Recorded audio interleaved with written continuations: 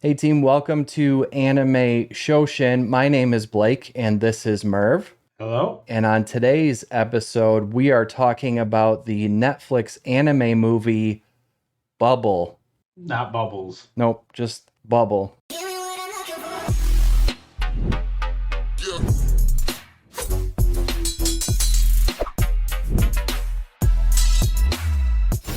This is the Anime Shoshin. Are you ready? I guess it could be Bubble because there is just one bubble around Tokyo. Sure. That's the main bubble, but the rest of the bubbles, there's zillions of them. Right. Uncountable. So as we often do, let's rate this thing first.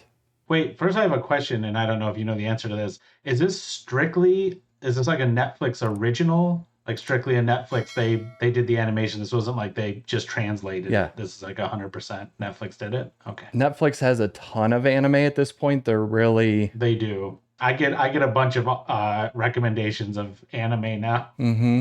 And a lot of them are Netflix funded. So if you see the little Netflix film or N film on it, Little N. yeah, that means it was done by Netflix. They're really going hard with anime, I think, for all the right reasons. Yeah. And at first, I think it was fair to say most, if not all of their anime was not great. And then now we're starting to see some better stuff come out.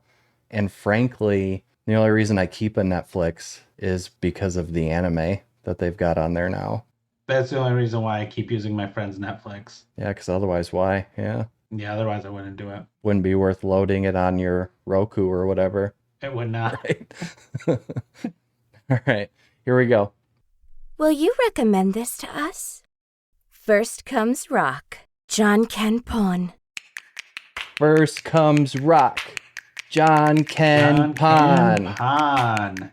Wow. Yeah. Okay, we're a little different. I gave it a 2. Yep, and I'm giving this a 4. Okay. I'm just going to say I'm giving it a 4 because my gut is telling me to say something like, well, I was waffling between this number and this number, and I really... Well, were you waffling? I was, yeah. 4 and 5 or 2 and 4? 2 and 4. Okay. But I thought about... This is why we don't allow 3s, because we would have so many 3s. Yeah, all the 3s. Yeah. Yep. But here was my thought. Anime movies and anime series in my mind at this point are kind of in different categories. Yeah. Because even the best movies really don't hold up to the best series. So I feel like it's harder for an anime movie to be amazing to me. So I'm looking at it as, how would I rate this as an anime movie? And then I thought back to our episode about Belle, which I did not like at all. Yeah, we agreed on that one. Yep. And I thought about how this compares to that. And that's what ended up pushing me up to 4 because Spoilers if you haven't listened to our Belle episode. Yeah, we didn't like it. So if you want to hear us dunk on something, it's an amazing episode to listen to. And then jump on our Discord and tell us how wrong we are. Yeah, you can do that too. Which people have done. We had discussion about that on Discord. Yeah, there's a few of them that we've liked and people didn't like, or vice versa. It happens. I mean, people can be wrong. It's okay for them to be wrong. It is. It is okay. 100%. Yeah. So let's talk a little bit about what this is about. Oh, side note, before we get into what Bubble is about, Top Gun 2, Top Gun Maverick is excellent. Is it? I want to see it. I haven't seen that or the Jurassic Park. Yeah, I haven't seen the Jurassic Park, but anyone who listens to our voices, go to the theater and see Top Gun Maverick. It is an excellent movie, and it's what we've all been pining for, is just a movie. Doesn't have a message. It's not preaching to us. It's just a good movie. Doesn't have any Scientology stuff in it? Doesn't have any of that in it. Good. And it's worth seeing in the theater because all the jet stuff is legit practical. Like they did all these crazy things with the fighter jets. So definitely worth a watch. So that's a little bit about Top Gun Maverick 2. Let's talk a little bit about this movie we're talking about today, Bubble. Bubble is directed by Tetsuro Araki. Tetsuro Araki also did Death Note, High School of the Dead, and Attack on Titan. So just to add a little pedigree to this movie, Bubble itself has been created or was created as a retelling of the Little Mermaid story. And here is how they worked that story. It is necessary to set the record straight regarding our tale. You must study this series of events. You may find more, you may not. 5 years ago, bubbles fell all over the world. And it was pandemonium. These bubbles mess up gravity and time. Though the bubbles quickly burst and fell in most places, Soon after, a huge explosion of uncertain origin occurred in the center of Tokyo. and the city ends up inside a huge bubble. Scientists from across the globe came to do research in Tokyo, but none were able to determine the cause of the bubble fall phenomenon. And then it is quickly abandoned by most people in Tokyo. It now stands as a shell of its former self. This is except for the bubble orphans that stay in the bubble in Tokyo to play parkour games. They ignored countless orders to leave. They're orphans who lost their loved ones due to the bubble fall phenomenon. Hibiki, our hero, has a hearing sensitivity disability and can often be seen wearing Beats by Dre headphones, which I thought was pretty funny. There's a few product placement things in this. And this also causes Hibiki to hear the bubbles singing to him. There's a cell phone tower in the middle of Tokyo that is the center of this phenomenon, and Hibiki is drawn to it because that's where the bubble song is coming from. He tries to climb the tower a few times, and one time he falls and is knocked unconscious underwater. Then a bunch of blue bubbles assemble to form Uta, Nice to meet you, Uta. who saves Hibiki and then goes back with him to his parkour orphan team, the Blue Blazes. With our blue blazes, we're gonna burn it all down! Yeah!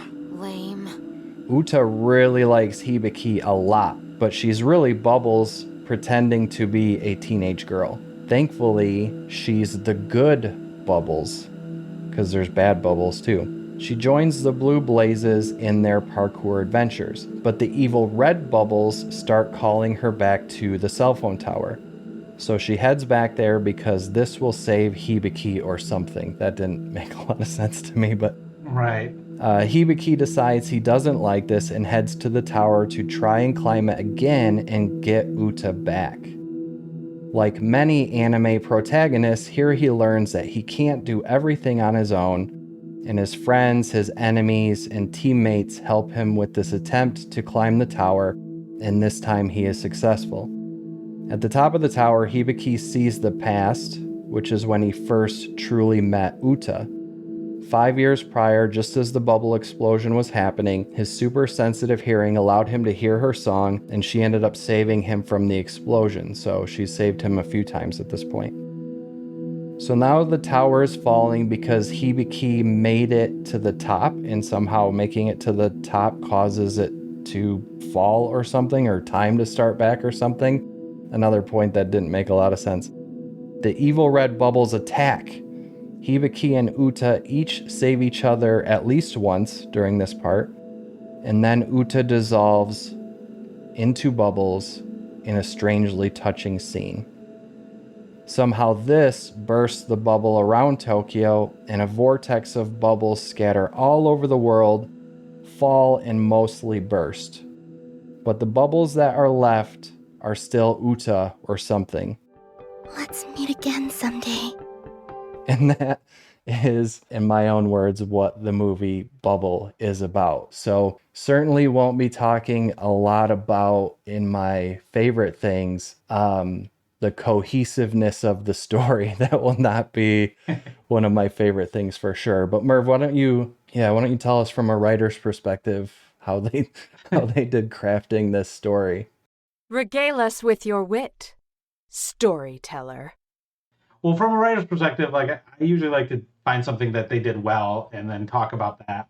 And one of the things when I watch something that's science fiction or fantasy or horror, or has some sort of supernatural element, my first instinct is to rip that element out and see if it matters.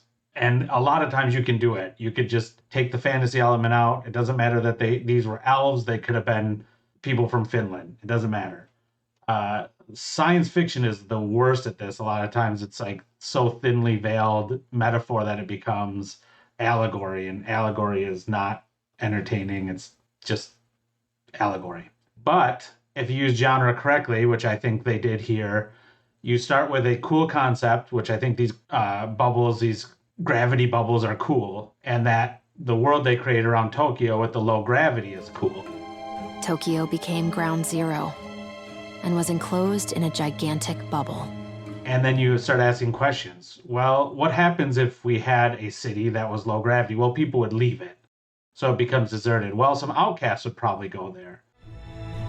Tokyo became a residence prohibited zone. Over time, boys began illegally residing in the area. And so it makes sense. Well, what would these outcasts do there? Well, if it's low gravity, they'd probably jump around and have fun doing parkour, because you can do awesome parkour because the gravity is low. Oh, well, then they'd probably also have limited resources, and then they could create these games to try to get resources for themselves. And so you ask these questions down the line, and you see, oh, this would happen, and this could happen, and this would happen. Yeah. And so if you pulled away the gravity, you would go, well, maybe they're just doing Ninja Warrior. Well, why are the resources scarce? So like you need that science fiction element to make this this world and this story exist. And then the other thing is, it's nice to use it as metaphor, not allegory. But you can see this bubble represents kind of a separation of the world, but also Hibiki is in his own bubble. He lives in his own world. The other people around him can't get into his world. Yeah, I like that. His friends are they're friends with him because he's so good at the parkour, basically. The leader of the kids is like almost openly hostile to him until the end, until that bubble breaks and people can get in and get to know him. Wow, this must be a special feast. Even Hibiki's decided to join. And that sort of stuff. And that's represented by, like you said, the headphones coming off later, and he stops wearing the headphones and listening to people, really hearing people. And so I thought they used this genre very well. Mobile areas from last gravity field shift. No observable changes at this point. And it doesn't look like any other periodic laws have changed either. And so if you're looking for, why am I using genre? Why am I making this fantasy instead of sci-fi, instead of just a realist piece? And your only answer is, well, I like fantasy, or I want it on the fantasy shelf at Barnes & Noble when you're writing something, then you're doing it wrong. And I think they were doing it right here. Yeah, that's good. I like that a lot. And it does add credibility to that aspect of the story, even if some of the other things. And that's probably why I ended up rating it the way I did and forgave a lot of that stuff, is because somewhere in my brain, even if I don't recognize this stuff openly, it still felt cohesive because of those things that you mentioned as far as the science fiction elements. So yeah, that's good. I like that a lot. Yeah, I'll talk about this. I'll talk about it again later. But I just wanted to point out, like, this is, if you're looking for an example of how and why to use genre, this is a good one. Yeah, that's good. I see you have made your decision. Now let's see you enforce it. One of my favorite things, just off the top, really easy one, the animation in this is a step above. It really is. So when you're looking at a movie, the movie should be epic. So the show should be a great story over a long period.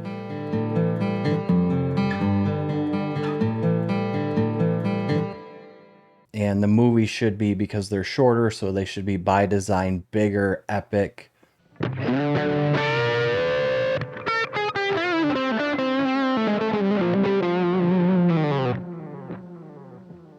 More grandiose. And I think this hit all of those, where it felt epic in scale and the animation was greater than or better than what you would see in a typical anime show.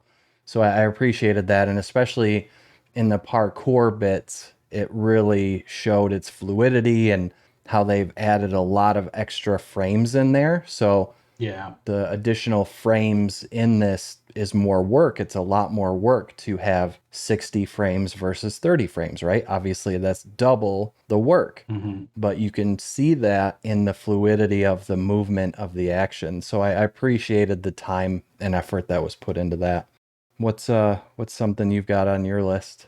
Well, I'll just go into the intro because that's what I liked. One of the things I really liked was the intro to the characters. They start with a parkour match, basically, and you see all the characters and kind of their quote unquote abilities. Now, I felt like the team was like 3 characters too large. You had like the leader, and then Hibiki, and then the little kid that had his own personality, and then the like nerdy guy and the jock guy. I don't know what they had to do with the story. Always when you're working with an ensemble, that's hard to do to keep them apart. But it reminded me of the X-Men, how they use the Danger Room. Like almost every X-Men comic, or especially the arcs, begin with them in the Danger Room. And so you can see all their powers. You can see how they interact with each other. And it's action oriented, so you're not bored right off the bat. Yeah, for sure. Something I had on my diss track, and I've already kind of alluded to this. You can't really think too hard about the rules of the world, or you just won't enjoy it. So if you're someone who always has like the typical reviewer things where you're like, well, if it was a Tuesday and they did this and then that wouldn't work because of that. Like if those are things that bother you, this is not a good one because it's full of that. So for example, people are prohibited from being in Tokyo, but there's kids there that do parkour games, and there's also adults there doing documentaries on the kids. Right, and research studies.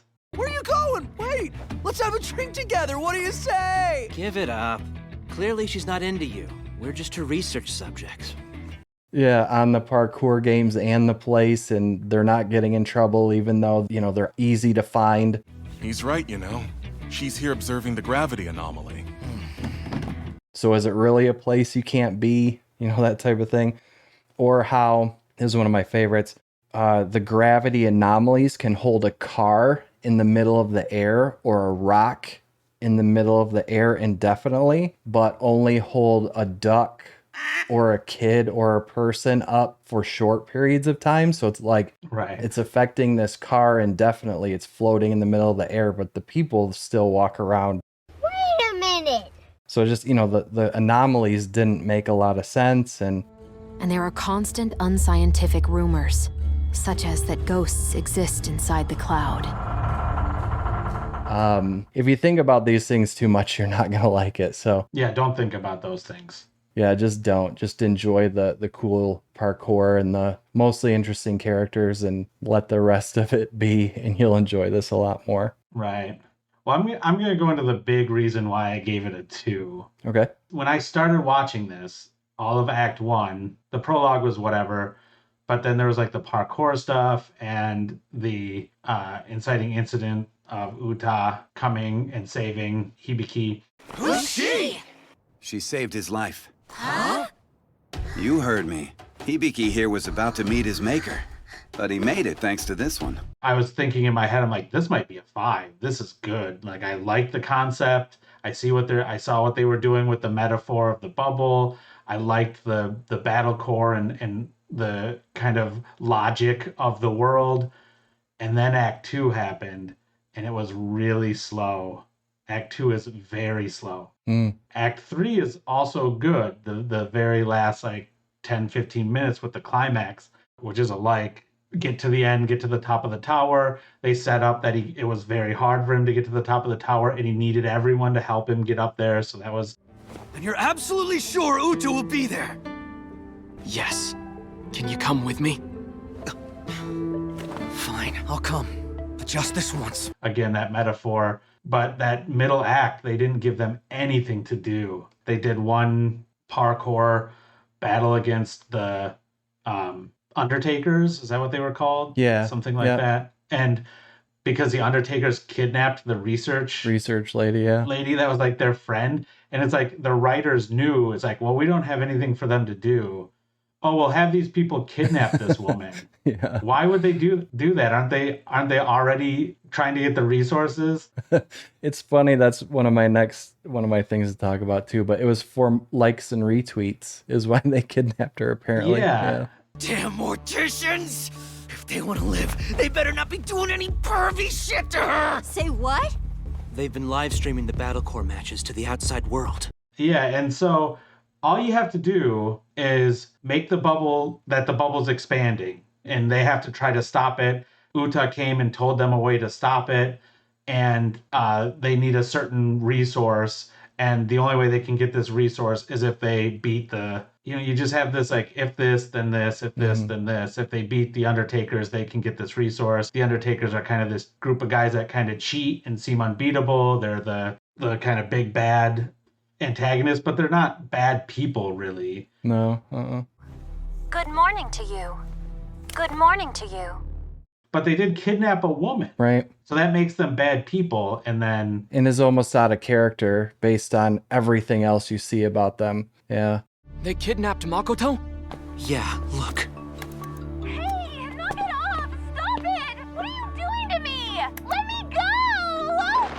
yeah, it was a tough sell, and I could see the writer going, I don't know what to, because there's no MacGuffin. And so why this is so boring to me, or why this was so slow to me, not really boring, but slow, because there's like a lot of good visuals and stuff. But if you have too many complications, so the setting is relatively complicated. We have to figure this out, how these gravity things work. And the characters are middle of the road, I'd say.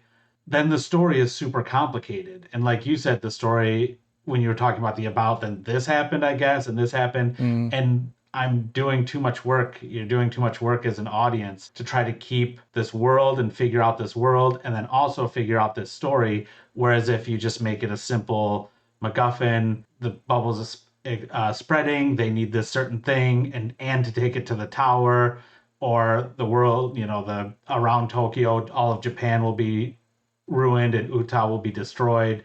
Just make it a simple, they got to get this and get it there. They got to have the ring and they got to bring it to Mordor.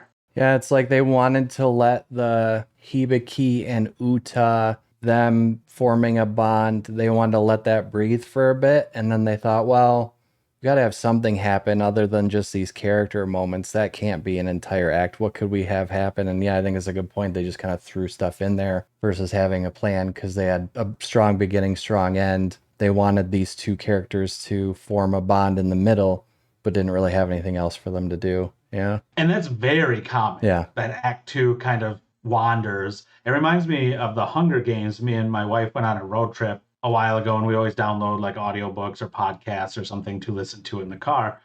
And we listened to the first one, and it was good. It's derivative of other things, but what isn't? Right. So we liked Hunger Games, so we put in the second one, and it's super boring for half of it, and then they just do Hunger Games again. Yeah. And right in that moment, I told my wife, I'm like, I'll tell you what happened. Susan Collins gave her editor Hunger Games and her publisher, and they loved it, and they fixed it up, and then they told her, okay, what's the sequel? And she had no idea what the sequel would be. Yeah. And so she just started writing it, and it's like, this reminded me of that, where they had this cool concept, and then it was just kind of sprawling for a while, and then they did the parkour again. Yeah.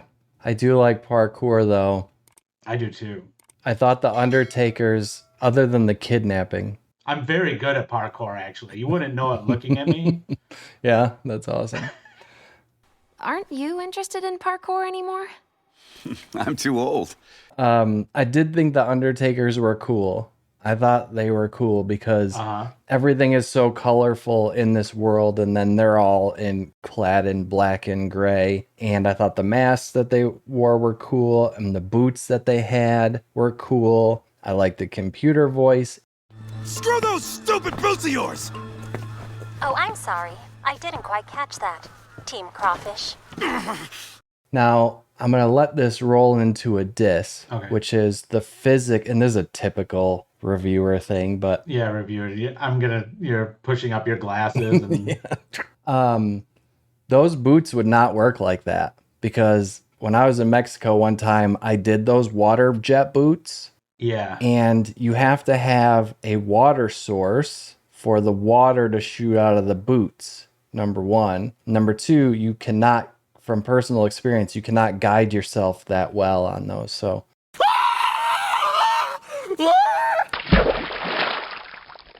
Oh, I thought they were just air boots. Because in space, there's with the low gravity, there's less friction. yeah. So all it did was give them a burst. But Yeah, I saw them as water. It looked like water to me. And if they are water boots, it broke my immersion. And even if I have to think about immersion. whether they're water boots or air boots, it breaks the immersion. Yeah. What the hell was that? Morticians. Guess they started using some sort of contraption since we last saw them. But that can't be fair, can it? That's a dumb one, though. So what do you got next? Well, let's talk about the battle core. If that was a real life thing, like if we could isolate gravity and lower it, and then people parkoured against each other for my entertainment, I would totally watch that. Yeah. And I like made up sports. Mm. Even like Quidditch, which makes no sense. No. Would never work in the real world. I know there were Quidditch leagues. Give me a break. Like everyone would go after the snitch. You would design your whole game plan around getting the snitch. You wouldn't worry about points at all. No. No one would. It's like if you made a basketball game and a full court shot automatically won you the game, there would be nothing but full court shots. Mm-hmm. But I still like it in the story and stuff. I like made up sports in stories. Yeah. And this is a cool one. This is one that I think would work. People would watch it. Uta. Hibiki. I'll crush him. I also liked all the characters. I thought the characters for the most part were pretty likable, except for Hibiki, but you kind of learn why he's not likable. But I also like that they didn't just give him a pass on his unlikability at the start. Like, obviously, by the end, he's more likable. Most movies or shows would be like, all right, well, he's got this thing that isolates him from others, so we've got to just let all the other characters forgive that, but they don't. Can't remember the last time Hibiki joined in on one of these. And you brought up the leader of the Blue Blazes earlier, who's Kai. It's like Kai. Okay, Kai. In the movie, he says, "What a joke. How can anyone get attached to someone so quick like that?" So he's talking about Uta getting attached to Hibiki. And he basically calls out how dumb it is that anyone would sweat Hibiki so much when he's so reserved, is negative all the time, and like right. He calls him out for it. So I thought that was cool that you've got a character with a disability, but also some personality quirks, and yet they're just not forgiven for everything. They're allowed to be like a real character with faults and stuff like that. So I thought that was cool. And it's okay to be angry at them at times, or exactly like that. the things that they do. Yep. I agree that I like the characters. One of my pet peeves, so this is a diss. One of my pet peeves is two characters falling in love for no reason. And these two characters fall in love for no reason. Yeah. Even Kai points that out. Yeah. And it's a problem with the Little Mermaid itself. Right. I was just thinking that. Yeah. It's a problem with so many movies. It's like, oh, you're a person I'm attracted to, and I'm a person you're attracted to. Now we're in love. Yeah. Yeah. And I will die for you and sacrifice myself for you. And so you have, like Rocky, in the original Rocky, which is a love story, as much as it's a sports movie, is he explains it as Adrian fills his gaps. It sounds a little, when I'm saying it out loud, it sounds, when it's not Rocky, who's like a dumb character saying it. I mean, he's a great character, but he is in himself unintelligent. Yeah. Yeah. And Sylvester Stallone specifically made him that way.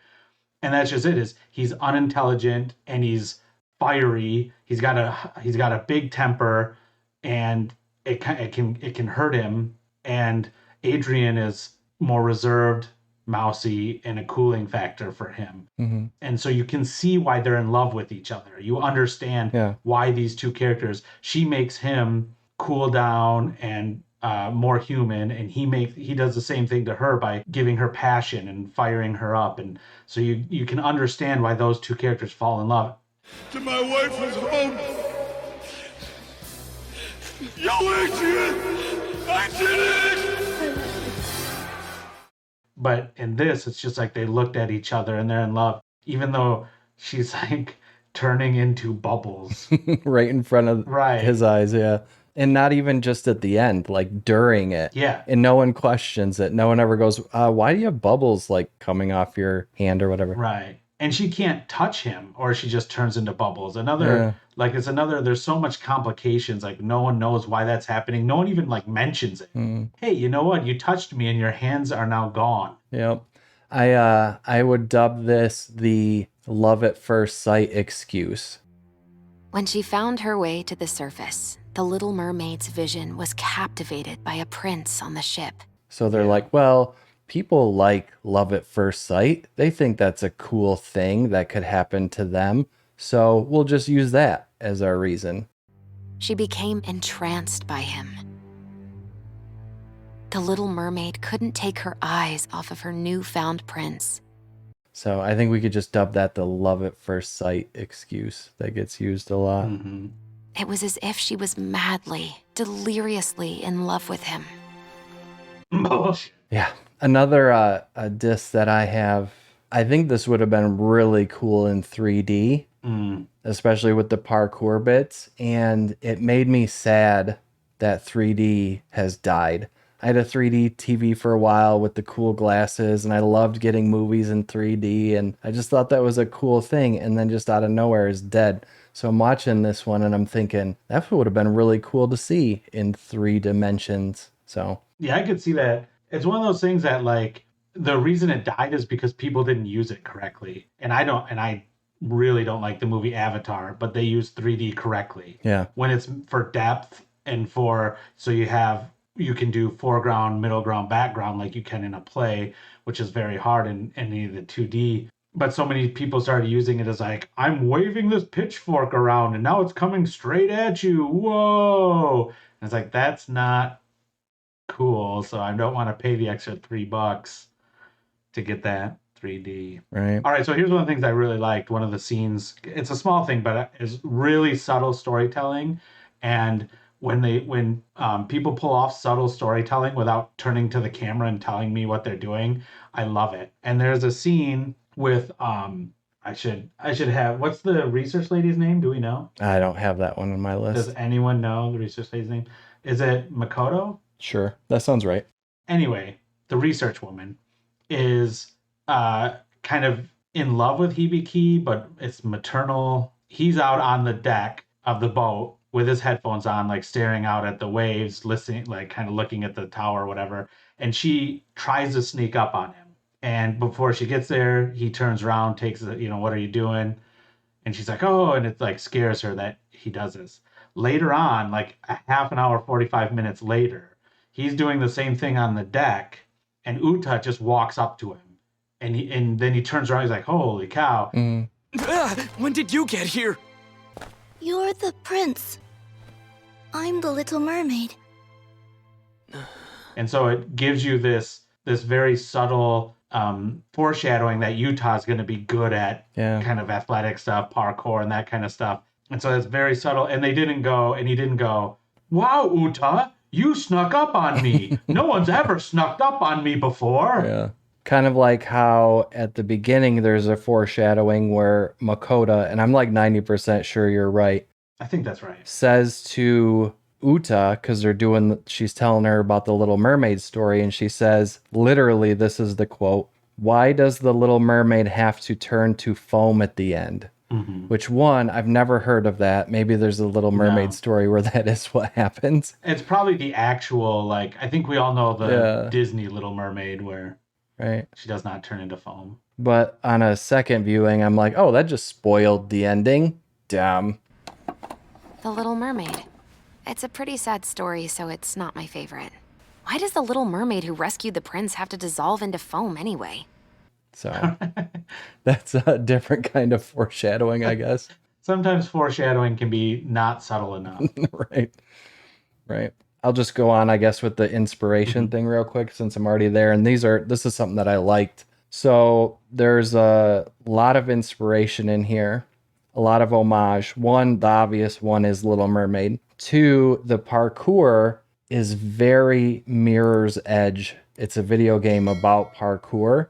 And if you were to put the two on top of each other, they look super similar. So I would not be surprised at all to hear that they took scenes from that game to help kind of guide how they did the parkour scenes where it kind of follows behind you in that way. And then my last one, the last homage thing that I really liked, the tones that dun, dun, dun, or whatever it is, those tones, that's like ripped right out of Cloud Atlas, the movie Cloud Atlas. There's that a very similar type of tonality that shows up throughout that movie, and I swear it's almost the same tones. So, well, it's like Close Encounters of the Third Kind is what I was thinking. yeah, that'd be another one too. Yep, very very similar. Yeah, I like that. The I don't know the movie Cloud Atlas. I'm pretty sure I saw it at some point. It's one of those ones where people said it wasn't super, people didn't love it, I guess.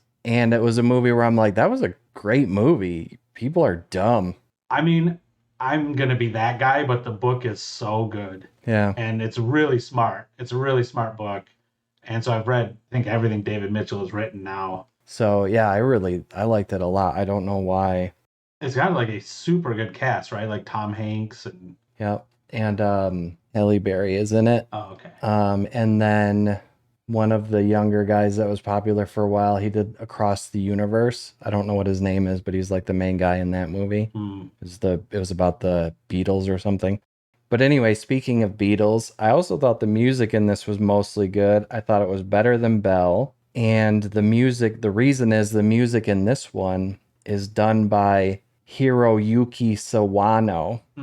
My favorite. Hiroyuki Sawano is a hegemon in Japanese music. And I don't use that word lightly. Okay. And if anyone doesn't know what hegemon means, it's like the owning power. They're the little monsters that evolve.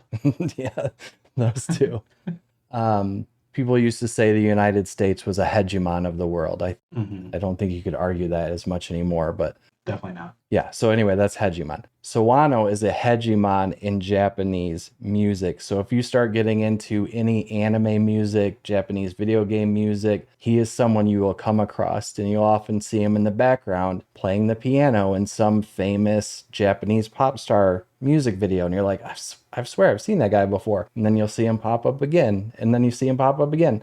And then you start to realize that a huge percentage of good Japanese music comes from this one guy. Here are just a couple examples. So he did the music for this. He did the music for Attack on Titan. He did the music for 86. He did the music for Thunderbolt Fantasy. He did the music for Seraph of the End. He did the music for Blue Exorcist. He did the music for Seven Deadly Sins. He did the music for Kill La Kill. And that is just a partial list of the huge anime that Sawano did the music for. So shout out to him. Nice job. And like I said, if you watch any Japanese anime music videos, you'll end up seeing him regularly. Okay, I got a new one. Okay. This is a new one for the show.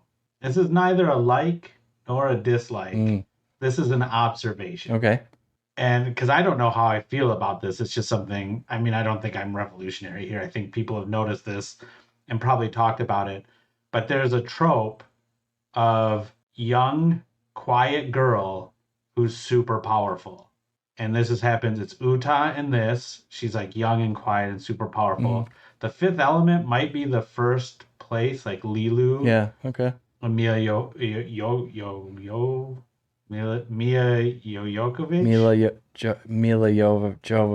Mila Jovovich. Good grief. Yeah. Serenity, River. It's actually one of my favorite scenes, and I think it's in Firefly, not the movie Serenity, but on the show Firefly, where her brother talks about how great he is, and then says like, "But River like puts me to shame. She's like so much better than me at everything." And even in anime Demon Slayer, is it Nezuko?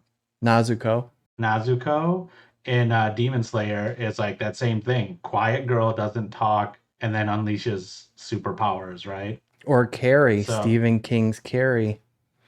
Quiet girl. Yeah. Quiet girl. Very murdery. Superpowers. Yeah. And I don't know how I feel about it, because it's, on one hand, it's like, can't they just be regular women that aren't super, like that have like personalities, because everyone ends up falling in love with them. Like it's like, oh, you don't talk, but all the characters are in love with you. But on the other hand, like if they're going to be super powerful, you don't want them to also be controlling the narrative and controlling the story, or it can drag, it can get boring because they can do everything then. If they're super powerful and also have tons of agency, then you have like the Mary Sue problem, I think is what you run into. So it's a way to have this super powerful character, but also make them not drive the story by having them. So I understand why it's there, and I don't like it. It's in a lot of the things I really like. Like Firefly is one of my favorite shows of all time. I love the movie Serenity. Demon Slayer is cool. Fifth Element's a great movie. Again, if it wasn't for Act 2, like I was ready to like really jump on board this. Yeah. I think it's a positive because I think there's something enticing about that quiet strength, the humbleness that comes from it. And I also think there's plenty of or enough quiet male characters that are powerful as well in things. And so I think it's just more along the lines of it's cool to have someone quiet, but that's a boss. And I think that's attractive to us. Yeah. Yeah. Are there a lot of male characters? I tried to think of some. I mean, I know there's silent male characters like Mad Max. Well, I was thinking of a lot of Western stuff. So you like Westerns, right? So a lot of the heroes are often the strong silent type, right? That's true. Is a convention. But they're not like uber powerful. They're not like once they're unleashed, that's the climax of the show and or series, right? Oh, I see. So The Quick and the Dead, Russell Crowe's first like major movie that people started to recognize him. Yeah, Sam Raimi. He played a priest who was super quiet, but was also the most powerful gunslinger in that thing. Like took out everybody. So I think it's just a matter of digging to find them. And maybe because we've seen a lot of modern stuff, anime stuff with the quiet female character that's powerful, it's certainly standing out more. And you probably have to dig more to find the strong silent type of the guy stuff. But yeah, like I mean there's a ton. I mean obviously Clint Eastwood did the Man with No Name trilogy and all that stuff, and he's like the best gunfighter, but not like I have a gun that shoots through 17 people at once, and if I pull it out everyone's gonna die. Right. But like I said, I'm indifferent to it. It's in a lot of things I like. It was just an observation. Yeah.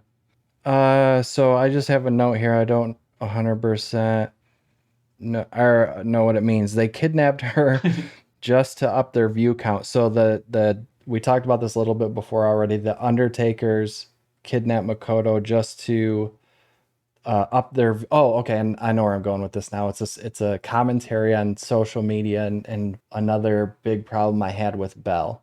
Okay. Yes. So the Undertakers kidnap Makoto to up their view count. You can stream all you want. Only thing you're gonna see is playback of how pathetic you all are on loop. Our views are sure to increase during this month, directly increasing our financial gains as well.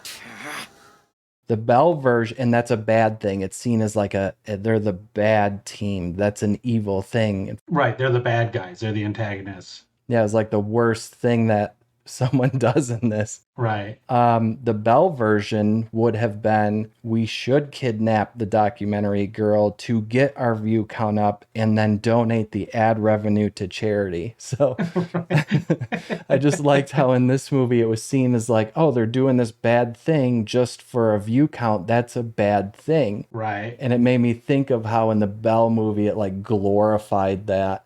So that's what that was about. I think this is easy to compare to Belle or Your Name. Yeah, I thought of Your Name too. I think those three live in the same, they're romance, sci-fi. Mm-hmm. For me, Your Name is unquestionably the best of the three. I would agree with that. And then I would say this one. I would agree with that. But I could see myself telling someone about this, which is ultimately why I went 4, because I don't know if I'm talking to a casual entertainment viewer, right? Yeah. So I would even say my wife. This is something I would recommend that she would watch. I think she would really enjoy this, a lot of aspects of this.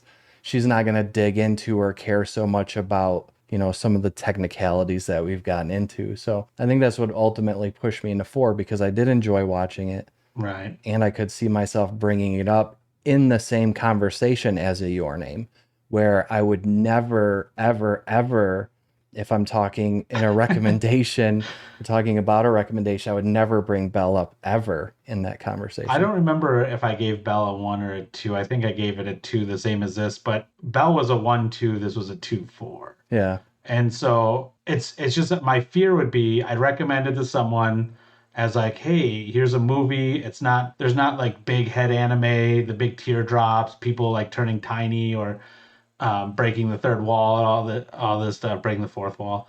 The third wall is always broken. Like those kind of things aren't happening. Mm-hmm.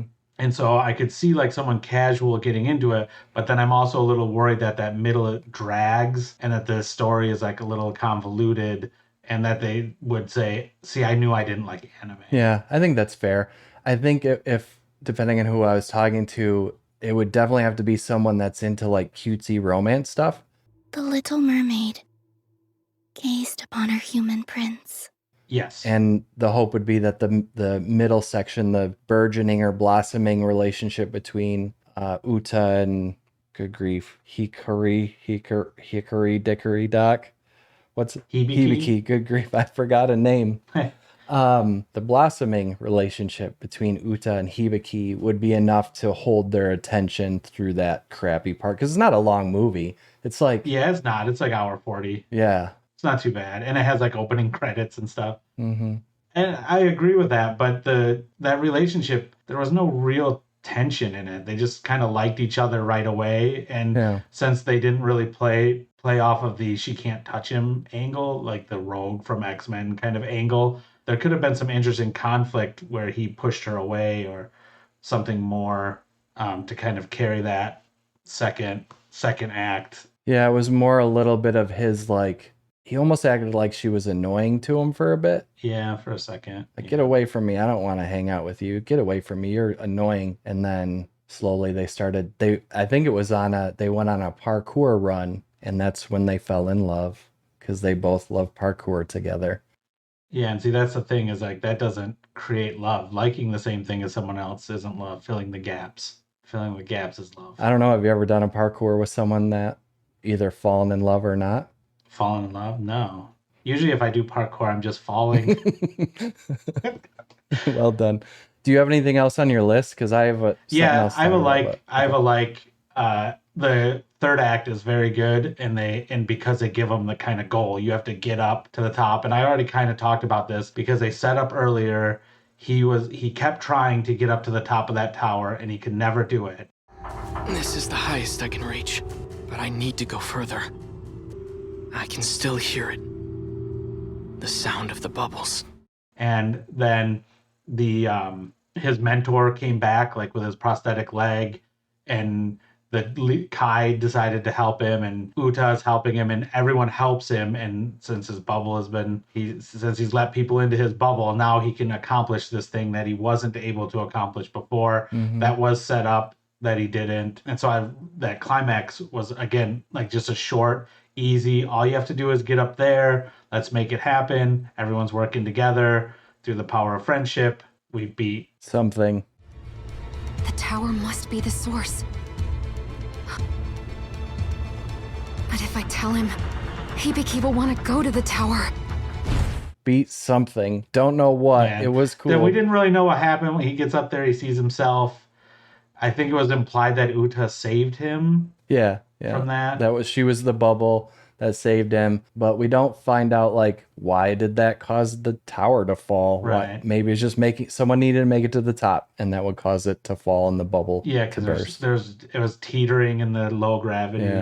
Yeah, it could be something like that. We won because everybody in this room gave it their all. Appreciate it. Did Hibiki just thank us? You feeling all right, dude? Did you bang your head? So here's my question to end things. Mm-hmm. What are the bubbles to you? What do you think they are? You mean like, are they aliens or ghosts? Yeah. I thought they were aliens. I'm gonna go with aliens. Okay, I have aliens. I do have a couple others. So they could also be, the movie The Happening? Yeah. M. Night Shyamalan. kind of an underrated. It's all right. Yeah, I was going to say the same thing. Is another movie that a lot of people hated on that I actually quite enjoyed. So in that movie, the plants rise up and start killing people because of global warming or whatever. Right. I thought maybe this could have been like ocean bubbles rising up in the same way to like take people out because of global warming or whatever. And that's why there's the Little Mermaid analog. It's bubbles from the ocean, like Little Mermaid was from the ocean. It could also be time travelers from such a distant future that we have evolved into bubbles. Mm-hmm. And so she's from a different, but I went alien because she's from a different world, like the Little Mermaid. So the other thing that lends itself a little bit to aliens is they talk a lot about space stuff. Assembles, bursts, scatters, then assembles again. For some reason. It's sci-fi. They'll be like, oh, there's the universe, Right. and the universe is this thing, and it does this, and yeah. So there's a lot of space talk. To me, those are the two. So if anyone cares or has a feeling about this, you can go to our Discord, let us know what you think. Is it ocean bubbles because of global warming, and that's the Little Mermaid connection? Is it aliens from another world? That's why they talk about space a lot. Let us know what you think. Or is it something we're not thinking of? So that's all I've got. Is there anything else you would like to say to anyone else about Bubble? I got, that's all I got. That was all my notes. Cool. Well, thank you everyone for listening. Look forward to more episodes very soon. Next up, we'll be talking 86 with Simping for a Senpai. So definitely looking forward to that. And we've got some really cool anime that we're going to be talking about in a few special topics coming up. So feel free to follow, subscribe, share, all of the things everyone asks you for or asks you to do. You can find us at animeshoshin.com. That's ANIMESHOSHIN.com. And you'll find all of our links there. Thanks, everyone. Talk to you later. See ya. Bye-bye. Uta! Uta!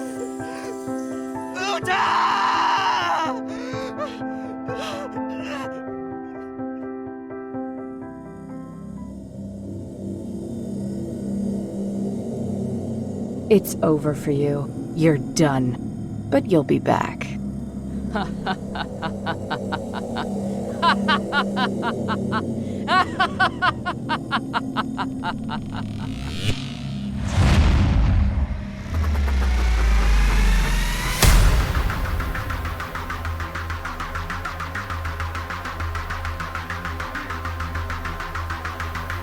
It's over for you.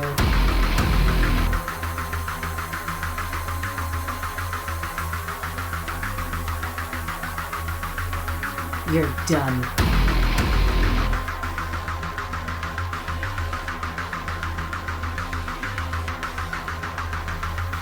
But you'll be back.